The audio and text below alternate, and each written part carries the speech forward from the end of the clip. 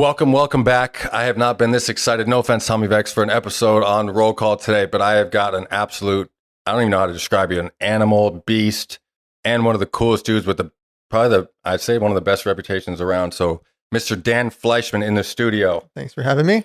I am excited for this. I don't even know where to begin, and I usually do show notes and stuff and where I want to get the talks go, but you have such an interesting, crazy story. I feel like this could go any direction. So I have no planning for this, and I just want to talk and shoot the shit with you. Let's go anywhere you want. Let's go. We all know about, or I know about, and we're going to get into how you started making your money, but I want to know upbringing. How was your upbringing as a child?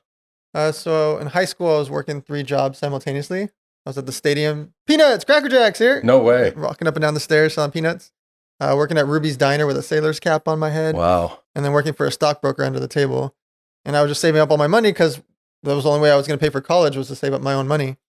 And so that was my focus. I just wanted to work and save up money. And then when I was 17, I actually ended up doing a clothing brand. And I took the $43,000 I was going to spend on college on San Diego State University, and I spent it on my clothing brand. That's how it all kind of started. Okay, and then the clothing brand is, for the people that don't know, is... So I trademarked the catchphrase, "Who's your daddy?" for over 300 different products in 16 different countries. And clothing and energy drinks was the main ones. We did barbecue sets and different products with the name on it. And some names we took the name just to protect it so nobody else did it. For sure. Like sexual products, we didn't do Who's Your Daddy sexual products, but we didn't want other people to do it. Gotcha. But the t-shirts and hats and sweaters is what we crushed it on. That was our big thing. How did you learn to do that? Like, so my older brother and my partner's dad, they were the business guys that kind of give us advice along the way when we were young whippersnappers trying to... Yeah, that's what it's about, those asking people if you don't know. You know, the only stupid question is the question you don't ask. So you did that, and then let's get into, after that, I think at 19 years old, you sold for... So 18 years old, we did our first million. 19, we did 9.5 million in sales through Starter Apparel out in the UK. And then 23 years old when we took it public, and that's when we launched the energy drink under the same name. Youngest owner of a publicly traded company in history right here. Correct, at 23? Yeah. Unbelievable. I mean, I was watching podcasts on you, like every time I hear that, I'm just like, dude, how, you can't even fathom that, you know? It's weird to think about because that was a long time ago. Yeah. And even like thinking about the investment bankers and the lawyers and the accountants, it must have been weird because it was 2 years and $2 million of legal and accounting work to go public. Really? And so we actually started the process at 21. That was a lot of work and a lot of headache and a lot of everything to try to do it. Even have the mindset to go public at 21 is just crazy, you know? Yeah. We were thrown in the pool. It wasn't exactly our choice. Yeah, for sure. You got to swim. Because I got a good friend that he actually owns, he got in the marijuana business and owns some dispensaries out here. And he was just learning everything as we go. And he ended up selling his whole operation for, I think, $180 million or so. But he had to pay like bankers and stuff. Like, I think it was $700,000-$800,000 to write up these contracts and stuff. And I was just like, it's kind of almost crazy to like figure out how much stuff behind the scenes there is. Because everybody says like going public, but you don't know how much work there is. And the fact that you could do that at 21 years old, I mean, that should show anybody that can do anything, you know? Just your team, the people that are around you, they're the ones that can really do it. So I don't want to take credit for the hardest parts. It's a chief financial officer, accountants, lawyers, auditors, watching the lawyers. Like there's a lot of moving parts and a lot of people involved to make it happen. It's all about surrounding yourself with the right people, though, just like life is, right? Yeah. Cool. So what happens after that? So 23, take it public. And then from 23 to 27, I actually don't remember anything but sales. I heard you barely slept. I don't remember sleeping. I don't remember dating. I don't remember birthday parties. I don't remember anything but selling. We got into 43 distributors in 55,000 retail stores. And every day, all I did was sell. I was here in Arizona. I'd be at a car wash, and there was Danny's car wash. I remember it. And he had 17 car washes. I would go visit multiple of his car washes till I found Danny. And I would bring him my drinks every single time. And I'd go to the local restaurant. I would bring my drinks with me. I'd go to the nightclub. I'd bring my drinks with me. I'd wake up in the morning, gas station, my drinks were with me. Wow. No matter what, I was selling nonstop. Dude, and that's like my story on steroids, you know, because I claim to be like a networking king and I'm like good and I do all that stuff. And it's like, dude, that's like another level. I'm like, damn, that's just shock, you know, but it shows how much progress I still have to make too. So after that 4 years, then what do you do? So 27 is now the 10-year anniversary. I started when I was 17. On the exact 10-year anniversary date, 5/22, I'll never forget, I wanted to put another feather in my cap, so I resigned. And I was like, I want to start an online poker site. I love poker. Social media is just really getting started now. This is 2007, 2008, 2009 range. And so I'm like, I want to do this. And so I literally put on a backpack and moved to a place called Malta. Never heard of it. Me neither. I went Where there. is it? It's underneath the boot of Italy. Okay. And so I signed Dan Bilzerian, DJ Steve Aoki, Playboy Playmates, Sarah Underwood, all these interesting characters. This is pre-social media. This is like Twitter, Yeah. Facebook, MySpace days, right? There's no Instagram. YouTube is just getting started. And so I want to create a social media company that's going to go battle with these mega poker sites. Yeah. Major, humongous, $4 million a day, $8 million a day competitors. But I just went through that with energy drinks, right? I just battled 900 energy drinks. I battled Monster, Rockstar, Red Bull. I battled the 800-pound gorillas. Now I wanted to do it in poker. And so Bilzerian and Aoki and all these characters, they started to get quite famous on social, and they were doing TV, playing poker on TV. I was playing poker on TV. We had some big successes of some big victories on television, and ended up becoming top 5 poker site out of the 550 in 10 months. And it sounds cool, except a year later, everything stopped. There's something called Black Friday, and I'll never forget it. Okay.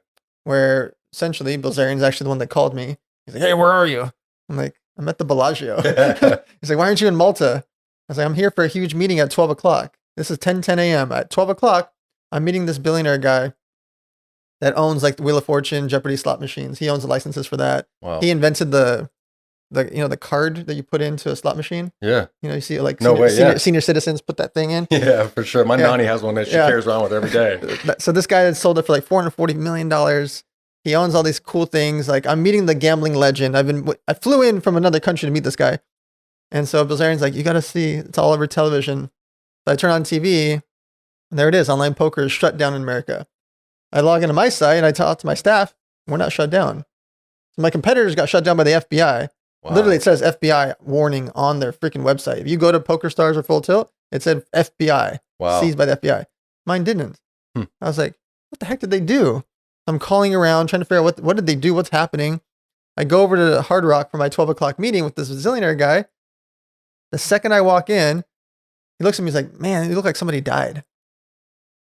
I was like, "No, it might be worse than that. Turn on the TV." He turns on the TV, and he immediately calls Steve Wynn. And Steve Wynn is mad because like 11 days prior, he just announced his big deal with one of the poker sites that just got in trouble.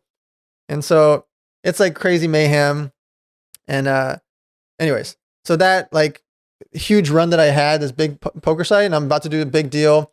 I'm actually 4 days away from getting a big funding round at a 65 million valuation. And instead, over the next 4 days, I manually paid back 41,000 people. And I closed the poker site down. And I heard too that you're one of the only people from this that had these sites that like paid all the people back like instantly, correct? Yeah. So it took them both like 3 to 5 years to pay the players back. That was my fear. I wasn't sure what was the government going to do because they're slow and it's a lot of lawyers and involved. They can do whatever they want. Yes. I didn't want to get the knock on the door to get in trouble, even if I didn't do anything wrong, which I didn't do anything what they did, obviously, because what they did was involving merchant transactions. And anyways, too long of a story, but I didn't do anything what they did. I never even got a letter, so I was fine, but I want to sleep at night. And I wouldn't feel comfortable if the money got seized and the players didn't get their money back. So it was the biggest decision that to me was no decision. For sure. I'm going to pay every single person back and then I'll revisit it later. And so then for the next few years, it took off that poker was not going to come back regulated. And still a decade later, it's only regulated in 4 states, which is crazy. It's regulated in every other country on the planet. But that was my fear, is that the government would be slow. So luckily I paid everyone back. The worst financial situation ended up becoming the best because it molded me into who I am. Okay. I'm never going to have all my eggs in one basket again. There you go. Right. I already had one main company and then I had my second main company. I never did anything else. And this one just went away overnight. Like that. Doesn't matter if my competitors, the scoreboard's a scoreboard. It's my loss. It doesn't matter that I didn't do it. My loss. Yeah. Right. And so I never want to have that situation again. So I became an angel investor. So I started buying pieces of companies. I started a social media agency. That's my business, my job a decade later.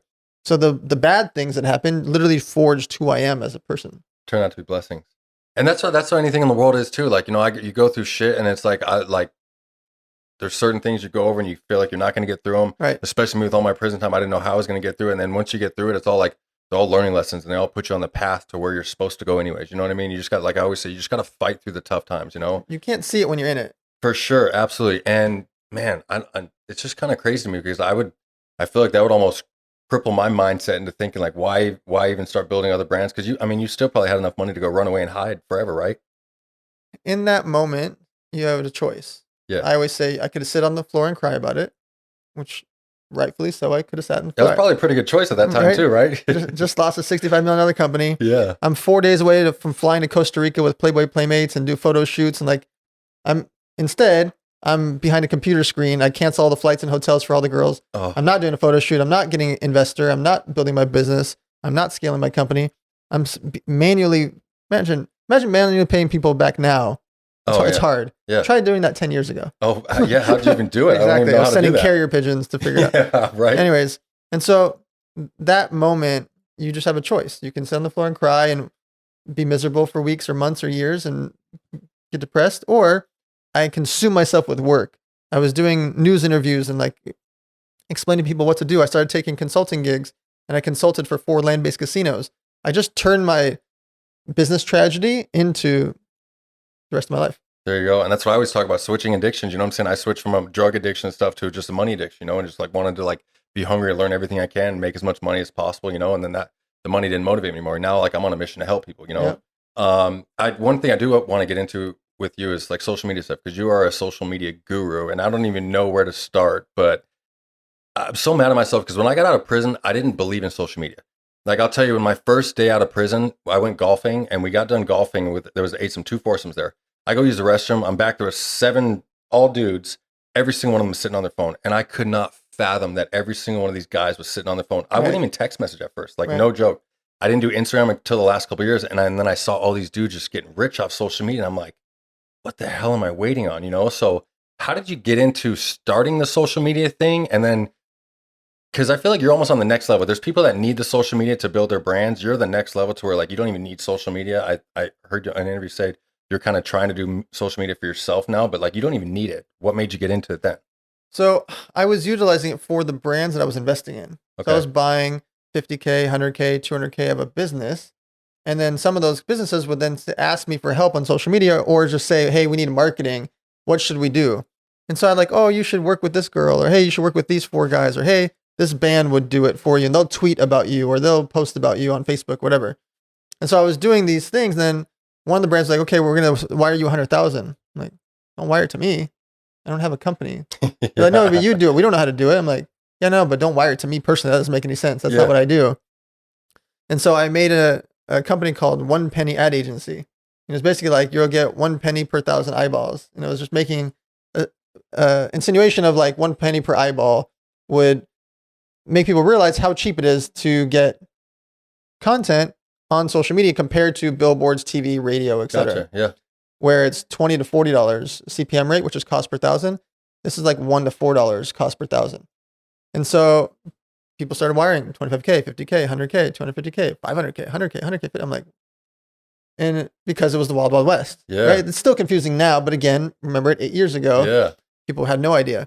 And so we were doing tweets and I was driving Fashion Nova dresses over to the Kardashians' houses and fit tea bags for Kim to hold on a kitchen counter. And why should the caption say that? Like it was the Wild Wild West. Wow. And so just getting thrown into the fact that Fashion Novas and Fit Teas and Sugar Bear Hair and all these brands were getting started.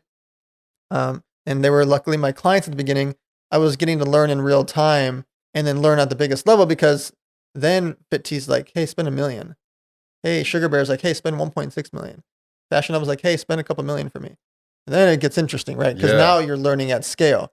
For sure. And so as an agency, I got to learn spending money for these brands, for the companies I was investing into, and for my clients. And it's probably easier too, because now that I'm just thinking about it, like billboard sales, you don't know how much they're getting the billboard or how much the people just saw another ad or something like that. There you can like legit track real time how it's working, because whether they're putting the codes on their stories or whatever the case may be, you can almost find out exactly how good the influencers work and how much sales you're making off just a direct post right there, right? So would that make it easier to sell the next time? Yeah, so you have screenshots and analytics of everything. Yeah. I can see how many views, what country the views are from, male or female, what time of day did they post. There's no wondering or guessing if someone watches a TV commercial or a radio commercial. That's hard. I don't know if you saw it. For sure. I don't know if she saw it, he saw it, she saw it, because it says 100,000 people are watching. Are they looking at their phone? Did they fast forward? Did they go to the restroom? Are they eating snacks? I don't know if they actually saw That's it. what I do on commercials. Exactly. We do all of those things during commercials. But the thing you don't do is watch commercials. Yeah. Right? On social, we know how many people liked it, how many people commented, how many people forwarded it to their friends, how many people saved it. I can see all the different things that happen. It's not just the views. I can see all the other interactions that happen on a post, on a video or a photo. That's really useful for a brand to see. What do people do? Let's say First Forum has a photo, and that photo, influencer posted, let's say you're posting it, right? And you get 46 comments this time. But then you post it a different way and you're splashing the protein powder on you, right? You take something funny happens and you've got 460 comments. And then the next time you do it, you're posting in the gym and you get 182 comments. And the next time you do it, you take it and you're like, hey, I'm about to go running. And you get 22 comments. We can see, do people care about the running? Did they care about the gym? Did they like the comedy one? What did they like and why? Gotcha. And then how many people did they forward it to? Did they save it? What did they do with it? Like a lot of things can be learned from the type of content as well. For sure. Wow, guys, that's so genius. So social media, dude, I'm sorry, I'm just absolutely drawing a blank. I'm like fascinated by your story right now. The Kardashians and stuff. How did you get in with them, with your company? Because I mean, for a lot of people that are thinking, there's certain guys in Instagram, like I DM a lot of people, certain dudes that are, Andy Frisella's one. He's never saw any of my stuff. I know he's talked about me, but like he's never saw any of my Instagram stuff. How did you get in with the Kardashians and people that know the Kardashians through Instagram and stuff like that when you didn't have the Instagram name already yourself? So I just paid them. Similar to whether you're trying to get a hold of someone like an Andy Frisella or you're trying to get a hold of a Kardashian. There's certain people when they're worth hundreds of millions of dollars, you have to pay to be in the room. And so when Kris Jenner finds out I want to spend hundreds of thousands of dollars with her daughters and effectively millions of dollars with her daughters, I've spent 18 million now. If I say, hey, I want to spend 1.5 million with all 5 of the girls, I'm going to pay them 250,000 each, blah, blah, blah. And I'm going to give you 250,000 to do posts for this, this, and this. I get to come over in the living room and then have dinner with them, right? For sure. Because I'm paying to be in the room. So I don't want to say it's like, oh, Dan's so nice. You Yeah. should just go get to meet the most famous family in history. I paid to be in the room. But I had it come from different angles. So sometimes you might want to get a hold of an influencer or celebrity. You can interact with their best friend, their brother, That was my next their point. staff member, their assistant, their business partner, blah, blah, blah. There's people that are around them that are professional best friends, people that are part of their social circle that have their ear. They're the ones that are gonna be like, hey, have you seen this brand? Hey, have you seen this person? Have you heard about this podcast? Hey, have you heard of this thing? They'll do it for you. They'll do the talking for you. And so in that scenario, like the Kardashians, I had a dear friend of mine, his name was Brandon Kaplan. He's the one that actually got me in the door, like emotionally with them because he's so close with the family. Okay. For so many years. He grew up with them where they already knew about me. They knew about the brand. They knew about the products. They knew I was doing fashion and tea. They knew like all the things that were happening, but emotionally, he's the one that set up the meeting and said, hey, Chris, not only is he going to pay, but he's a trusted guy. I've been friends with him for years. And Brandon drove me over there. Wow, that's cool. That's a perfect point because that's what I always say too. There's like stepping stones. You know what I mean? You can't just like shoot and DM the guy with 2 million followers, something like that. I do the same thing. You got to literally work your way up, and I've done that myself single heartedly. And I to be honest, I got a little discouraged. 'Cause I watched one of your interviews yesterday, and people were asking if you can, like, in 2022, can you build an Instagram without paying money? And you're like, without collabing, it's nearly impossible. And I feel like I'm so hard at it. I've been trying to do this by myself the entire time. Like literally, I got over 10,000 followers now, and I try to do the post, and it does get tiresome. The collabing, I feel like, helps a ton though. But it's like I've been almost trying to do this myself, and it does get discouraged, because sometimes you'll lose followers and you gain them, and it's like you do the same thing like repetitiously day in and day out, and it's just like such a slow climb. So do you agree then that it's almost impossible to grow a social media without paying money now if you're not collabing with big time people? So 10,000 functional followers is more useful than 100,000 random followers. Collabing is what you're doing right this second. This is a collab. Yep. So podcasts are a very functional way for you to gain following because let's say I repost your content, my audience is then by default going to see the content and know that it's a trusted person, right? For sure.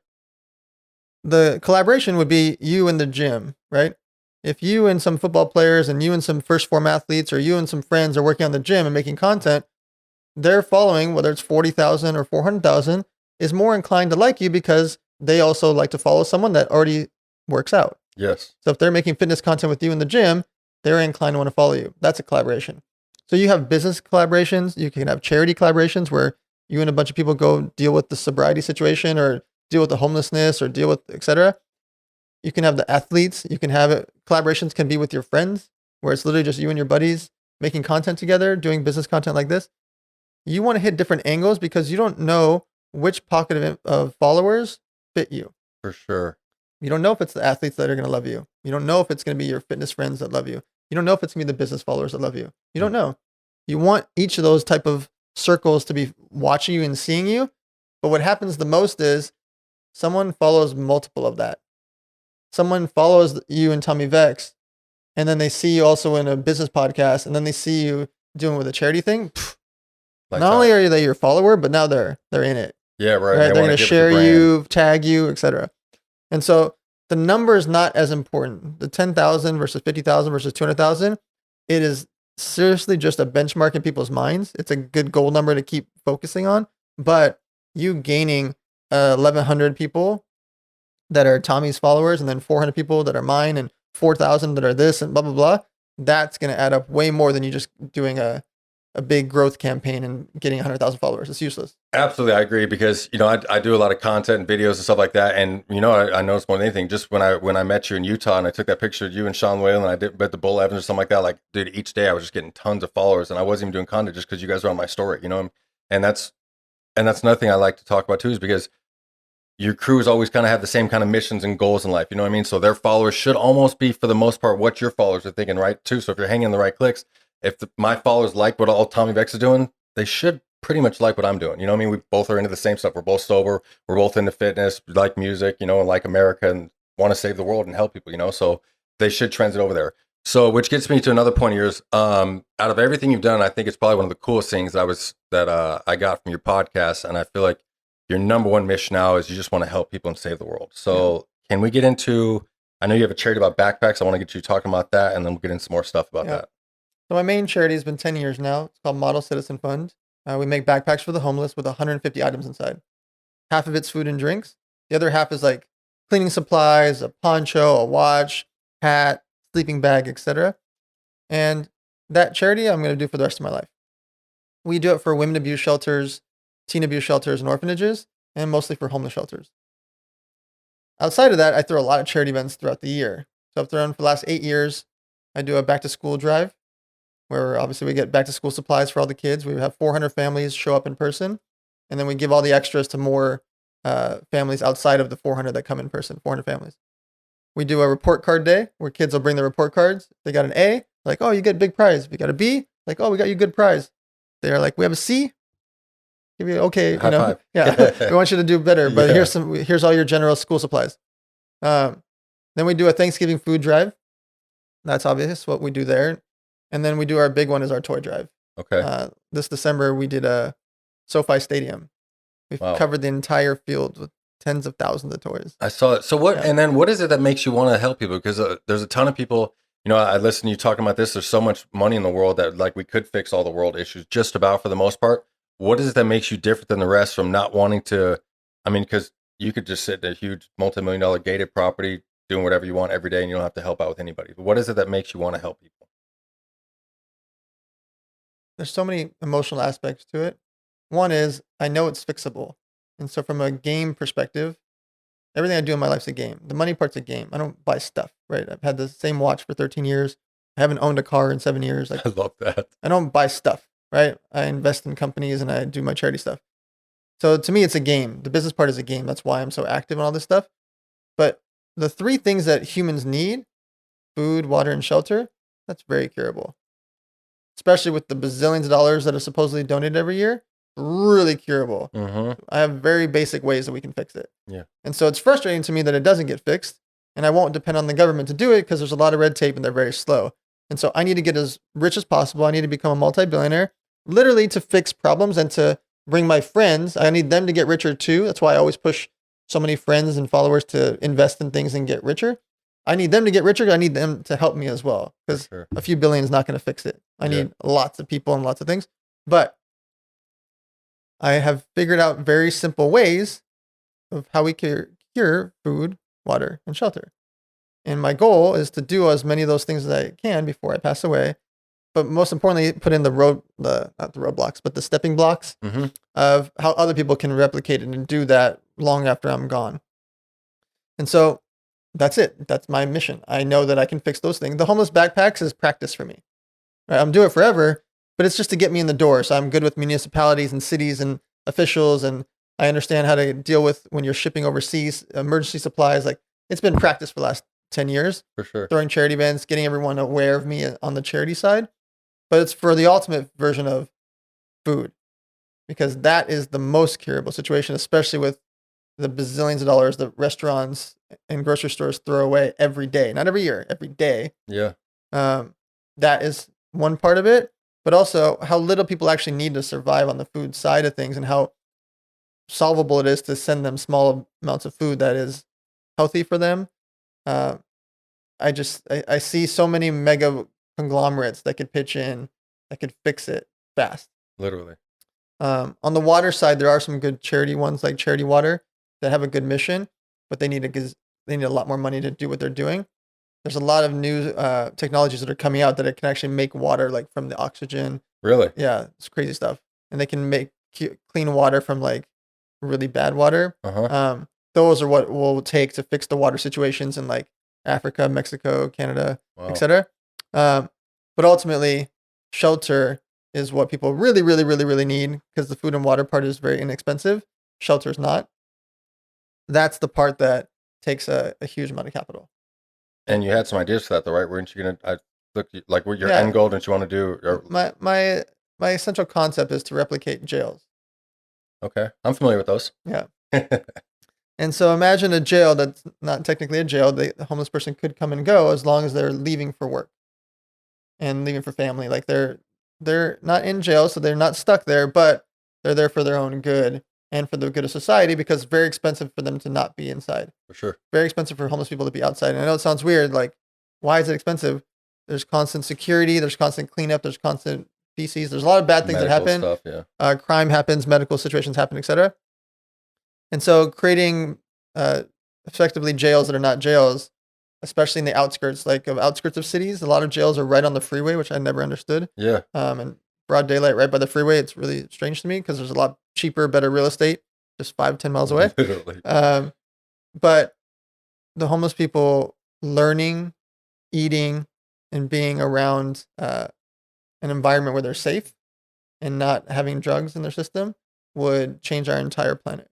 And one thing I've learned too, and which is why like I go with my biggest thing is like the recidivism rate, helping inmates when they get out, is because like I feel like once those guys that have had like their backs up against the wall, like no other chances, once you can like spark a little flame under them, and whether it's a backpack or something, it just gives them a little bit of hope. Like Yep. once you can light that switch on them, a lot of those guys are unstoppable. Like for myself, man, after I overdosed and I got out of prison, I was dead, brought back to life, and then like literally a light flicked into my head, and I was like, dude, I'm gonna do this. I'm done making excuses. Like, so that's one of the biggest reasons I help a ton of people now, is because I love seeing those lights go off. You know what I mean? And we talked about I want to shout out another really cool nonprofit. It's the Sister Mary House out there in LA, and I had met them just doing some charity work out of prison. And these dudes, if you want to talk about gratitude, I met them in a room, and they're all were doing either life sentences, multiple life sentences, some are on death row, and they change their lives in prison, give their life to God, and they correspond with this Sister Mary, who's literally an angel. And she goes there and visits them. She speaks on their parole boards, and she gets these guys out of prison. And then they all come in there and work for her. I was there when I think there was 9 or 10 dudes.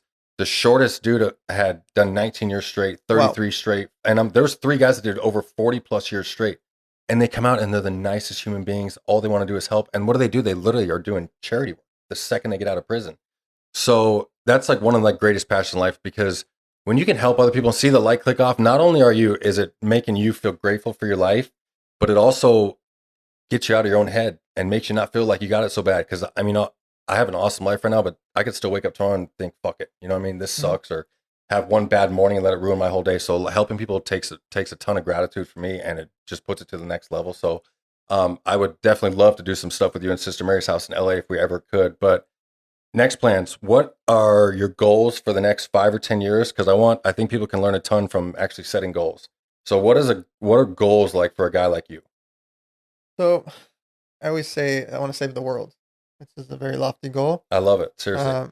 I got goosebumps when you said that on your podcast. That sounds But- like wow. But it's real. Like I have clear visions of ways to save the world, and none of it's for me. I don't want a pat on the back to do it. I want to do the things so that people replicate what I do, and they can adjust it for themselves or pick and choose. But if I can make backpacks for the homeless, you don't need my backpack. You can make your own backpack. You can fill up Ziploc bags. You can put it in a garbage bag, a laundry bag. I don't care. Yeah. You can replicate what I'm doing in your own fashion, your own version, duffel bags, whatever. I want you to see what I'm doing and see how effective it is, and then make your own version or copy it exactly. I don't need you to donate to me. If I do a Thanksgiving food drive, you don't need to donate to my Thanksgiving food drive, right? I want you to do Thanksgiving food drives in Philadelphia, New York, Miami, Uzbekistan, Albuquerque, New Mexico, wherever the heck you are on the planet. That place you lived, Mala, what is it Malta, called? whatever. Malta, Like, yeah. I want you to do your own Thanksgiving food drive. You don't need money to do it. You need the community. You need to invite people. You need to get energy behind it. And so I'm constantly posting about charity, my Save the World, because I want to show people, whether it's toy drives, food drives, homelessness, whatever, these are things that don't take money to do. I'm spending money to make them bigger, For sure. completely unnecessary. Mm-hmm. You could do it as a 15-year-old kid without a cell phone if you wanted to. It's more useful if you were 18 years old, had a cell phone and a passion and mission, but you don't actually need any money. You just need energy. You need to rally people behind you. And so I keep wanting to showcase to the world how you can do charity, the realistic ways to do it, how effective it is. And I'm very clear about it the whole time. Not about donating to me or my charity or whatever charity I'm helping. It's for you guys to do this in your cities. Wow. You're a remarkable man. So let me hear, what is a crazy goal you have besides the charities for the next 5 or 10 years? Are you strictly just trying to save the world right now? Do you have any other business goals on top of that, or are you just kind of So, living off their investments? And I've been investing really aggressively this last year. We've deployed 27 million the last 5 months. We're averaging 2 to 6 million per investment. And I'm really streamlining that. So I have a syndicate group called Elevator Syndicate. There's 648 members in the group right now that are all strategic investors. And so I want to streamline that at some point to be able to do one a week. We're like, right now I'm doing around 1 to 2 a month. yeah, I want to end up doing one a week, where basically like on a weekend I'll post about like, hey, I'm investing into this new Icon Meals or this new pizza company or this new whatever, and post about it on the weekend, and then Monday people sign and wire. Right now that's happening. We're funding deals in like 7 to 14 days. And it's really fast and effective for the founder, for the company. But I believe at scale, if I can do 2 to 6, I don't need to do $20 million, $50 million rounds. 2 to 6 million bucks, the perfect size. Finding companies that are doing 2 to 20 million bucks in sales that I can really help, and then bringing a bunch of really smart strategic investors to invest into that company. That's going to create thousands and thousands of jobs. It already has. yeah, The 37 investments I've done have created tens of thousands of jobs. So like the investing to me is also part of my save the world part, For my sure. feel good, because creating jobs is way more than giving out money. Way more. I can go give someone $5,000 and they're going to be broke in 2 or 3 months, right? or 2 weeks. Right? Yeah. But if I give them a job making $2,400 a month, well, now they can build a life from that, right? Not to say that's going to be their job forever. But that doesn't just affect them.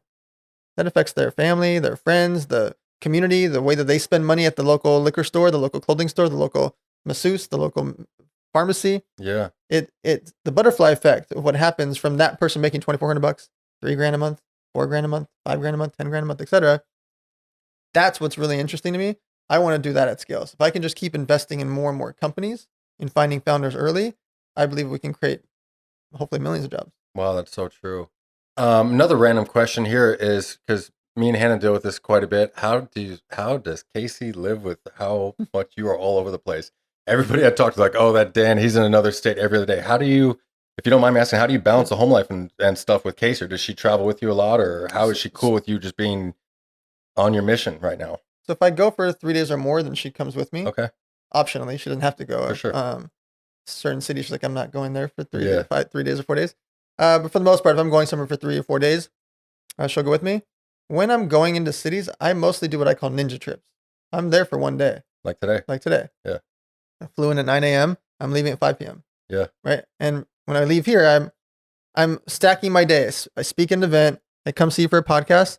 And then at 3:30, I have a bunch of business guys meet me for lunch. So I can see everyone, and then boom, 5 o'clock, I'm fly out. Yeah. And then when I get there, him and I are going to a meeting. We're going to, like, it's all stacked. Yeah, for sure. For the most part, if I can avoid sleeping over, I don't even sleep over just to get back to her. Gotcha. That's cool. So I'll take the last flight out. I'll take a 7, 8, or 9 o'clock flight just to get back. So I fall asleep at home next to her. There you go. If it's a sleepover, because I have to do my thing at 9 a.m. or 7 a.m. in a different city, then obviously I'm going to stay the night. And then whenever I can, I'm flying back. But it's really rare that I go on a business trip where I don't come back within 1 day. Gotcha. So like I'm going to be gone for 24 to 32 hours. Like if I leave Monday morning, I'm coming back by Tuesday night. It's really rare that I'm going to stay for more than 1 day. And most of the time, because most of my stuff is West Coast or Dallas, most of that I'm going to go back and forth in the same day, which is tiring. And oftentimes she's like, you don't need to fly back tonight. It's fine. Yeah. I just do it. It's like I don't want to get used to it. For sure. And so I make myself fly back the same night. Like, of course, if I fly to Vegas, I want to stay the night, right? I want to gamble, play poker, go to dinner. That dinner's there, start late. Almost all the time I fly back the same night because it's easy for me to just stay there. It's easy for me to stay late in Phoenix or whatever. And so for the most part, I just fly back. And communication. I'm texting with her nonstop. Mm-hmm. And most of the time she doesn't care. Like I don't need to update her. Yeah. But again, I want to do it. It's practice for me. Like I'm doing it because I don't want to ever get complacent with the fact that she's so cool with me traveling like a madman. I don't want to take advantage of it. I don't want to get complacent with it ever. Yeah, for sure. That's a good point. Another little piece of advice I want to give to people too is, we both talk about networking. I was telling you in the garage, when I got out of prison, I was pulling dudes' numbers from the gym. I would talk to dudes everywhere I go because I had zero connections, no education, no idea how to be successful. All I knew when I got out of prison, I had to be sober and I wanted like the cool big body S-Class and I wanted to drive a nice car. But I didn't have any idea how to get it. And me and you met in Salt Lake City, Utah. Happened to be at I think it was clearly a God thing because that was the only night we went out to dinner actually the entire trip. And we go to this nice steakhouse, and of course, it's you and Sean Whalen are at the table sitting right next to us. And shout out to Ian Went. I was with Ian Went too. And to talk about approaching people, like what I wanted to do was go to your table like, oh my God, Sean Whalen and Dan Fleyshman, what up? But what do? We wait till you guys are done eating. And then I just try to get, I don't even know if it was 45 seconds just to try and give you a little bit of a spiel and try to just tell you my story and get you to do my podcast. But I waited till you guys were done with dinner and then walked out of the restaurant real quick, bugged you for a picture, of course, real quick. But that's how you're here. And then literally 2 weeks later, I go from Dan Fleyshman, the legend, I don't even know what words to describe this, but that's how I looked at you on Instagram and stuff too. I run into you in Utah and then you're at my house in my studio 2 weeks later, So it shows anything's possible. If you want to go get to somebody, go get them. You know what I mean? Do you have any more advice on stuff like that? Or So there's a combination of things that if you break that down. Yeah. One, there's a God involved because the timing of that, I wasn't supposed to be at that restaurant. Sean and I were not planning to have dinner at that place. We were staying somewhere else. And Roger was actually booking dinner somewhere else. Wow. And it happened to be that we came there. And that restaurant was booked. So a month or two out. Yeah. So the fact that we were sitting table to table with each other was also very interesting. So there's the luck factor, but you have to put yourself in a position to get lucky. And Absolutely. The fact that you were out at dinner with Ian Wentz and that whole crew, the fact that you were taking action, put yourself in a position for that situation that caused the butterfly effect of me now sitting in this chair. Yeah. Right. And then I post content and then, Andy sees it and then this happens. You don't know what happens. Who right? knows what's the gonna butterfly effect happens. We don't know. Yeah. But if you were at home playing video games and you're not at the dinner with Ian, then we're not here. Absolutely. And then the situation with Andy, the butterfly effect 2 weeks from now doesn't happen. There is none. Doesn't exist. Yeah. And so one part is you got to be in the room, right? Now, once you're there, you have decisions to make. You can be a fly on the wall and be nervous and be on your phone. And then I could have been at the table next to you and I got up and I left. And I didn't even see. That's it. Mm-hmm. And then life moves on and we never happen. This doesn't happen. So you have to make a decision for yourself.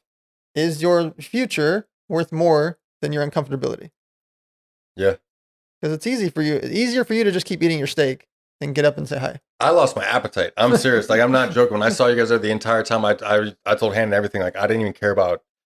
I was like, just give me water. I don't care about food or anything. All I was doing is waiting to make sure that I was looking out, not trying to be creepy, but looking out the corner of my eye to make sure when you guys left. Because I was I knew what my mission was. And the second I saw you guys, I was like, dude, this is a God thing right here. Because we had dinner plans to go out every single night there too. And it's funny. Like I said, that was the only night we ended up going out to dinner. And I run into you guys too, which is just absolutely crazy. So if that doesn't inspire you guys to do whatever you can, I don't know what will. So one other thing can you give, and this might be a hard question to ask, but like, whether it's a youngster in high school that wants to do more, or someone that's just like working a dead end job that knows that they're built for more or made for more, people that are stuck in shitty situations but don't know how to get out. Can you give any advice for somebody on how to even just take the first step to get out of the situation, or how to be the next Dan Fleyshman or something like that? I mean, I want to hear this myself as well. There's a couple things. If you're a youngster, the first thing you can do is to go work for someone for free or for cheap that you look up to. For sure. And every city has like the local legends, the local ballers, the guy that owns 6 car dealerships, the lady that owns 200 properties, the person that has 16 cupcake shops, or the 52 restaurants. Like every city has those people, those characters that kind of like the main movers and shakers in town. Going to work for them for free is not free. It's training camp. For sure. It's literally like training camp. People around the planet, which is strange to me, pay $30,000 to $100,000, $50,000 a year for college, right? And that's normal. Normal for us to tell 18-year-olds to go pay $10K, $20K, $30K, $50K for college. Yeah. But when I tell people to go work for free for Damon John because they like clothing, I'm looked at like, oh, how could you do that? You're not getting paid what you're worth. Wait, but you're going to pay $40,000 to UC Irvine College? Yeah. To teachers that to make 75, 80 grand a year. Yeah. So you're willing to pay 40 grand for a year to be there, but you're not willing to go and not pay any money to go work directly for a guy that built $1 billion clothing brand because you like clothing. You want to study clothing at UC Irvine, but you won't pay? Yeah. I don't understand. For sure. It's fascinating to me, the mindset, because that's what we grew up as. That's normal. Paying 30 grand for college is normal.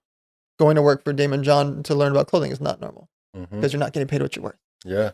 So you don't have to be youngster to go do that. You could also be 47, just fresh out of jail, and gonna go. Yeah, 37 like mine. For sure. Go work there. The same concept applies, but working for someone in the game, or you aspire to be. So if you want to be the biggest real estate agent in LA, go work for the biggest real estate agent. Absolutely. You want to be the best insurance person in Alabama, go work for an insurance agency. Literally, just go work and watch them. How do they interact with their secretary? When do they take their lunches? When do they show up and leave? Who are they meeting with? How long are they on phone calls? Are they short phone calls or are they long phone calls? Are they texting all the time? Are they on social much? Just watch. You're in the room and do what you can to make their life easier. Time and efficiency. Yes. If you do that, they are going to pay you. They're not going to want you to leave. Yeah. Because the most valuable thing you can give to someone that's busy or rich is time. Yes. And so if you're in the room and you're learning from them, watching them, and you're seeing how the staff interacts and how they do their marketing campaigns, how are their paid ads, how do they interact with bad problems and lawsuits, everything. You want to know the good, the bad, and the ugly. Because if you want to be that person one day, watch them. Next thing is, outside of all that, you can consume so much from the people that you look up to for free. Yep. There's no category from how to bury people and embalm people, mortuaries, to how to run a bowling alley. Yeah. To be a pediatrician, to create anything on the planet. There's nothing that you can't Google or YouTube watch. Nothing. From as creepy as mortuaries to as random as bowling alleys. Nothing. For sure. And so just consuming content at nighttime, so it doesn't affect your work, doesn't affect your school. Don't tell me you don't have time because you watch Netflix. Don't tell me you don't have time. Watch a couple hours a night learning about how to run a mortuary or a bowling alley or nail salon, pediatrician, whatever. If you watch a couple hours a night, that means you're going to end up watching thousands of hours a year. Don't you think you're going to get pretty smart if you watch thousands of hours a year? That's way more than you do in college or high school. Yeah. And so you can learn a ton about what category you want to be in, especially from the people that are at the top of the space. And you got to watch, I'm an open book, but I asked Bradley this, when I got out and I started making money really quick, not flash money, but, like a few $100,000 a year. And I instantly blew past all my friends that went to college and stuff. So I didn't even know who to get advice from or how to take the next step. And I'm open about it. I studied people on Instagram. I studied you guys for Celebvidy, Bradley. Like I'd watch the stories every day and like literally studied them and like picked their words apart. And that's, I got taught how to do this just from watching guys' Instagram stories. You know what I mean? And you can use that. Everybody has all the tools they want right there in their hand. You know what I mean? If you just choose to put the work in, you can do anything in the damn world you want to. Everything you want is in your phone. It's free. Absolutely. And everybody has one. Our little 8-year-old has a damn phone. Last thing, thank you again for being here. Like I said, you are like I've already knew how much of a cool dude you are, and just hearing like your mission and what you want to do with the world. And like I said, I would love to be a part of anything we can possibly. Do you want me to shout out any other charities or any other cool stuff you got going on in here? Or if not, like I said, thank you for your time. I'm sure the viewers got a ton from this. And like I said, it's just the fact that a guy like me can be sitting with you at my house is enough inspiration for people to go get whatever they want. You know what I mean? They just got to take the action. Absolutely. It's all about taking action. So thank you for being here. We're going to do some big things in the future. Hopefully I can come on board with any of your charity work or anything you would graciously let me to do. But thank you again for your time. I know your time is more than valuable. Private jet waiting for you after this. So I'll get you back here. And like I said, just thank you again. You brought a lot of inspiration to not only myself, but all the audience here too. So I appreciate it. Thank you.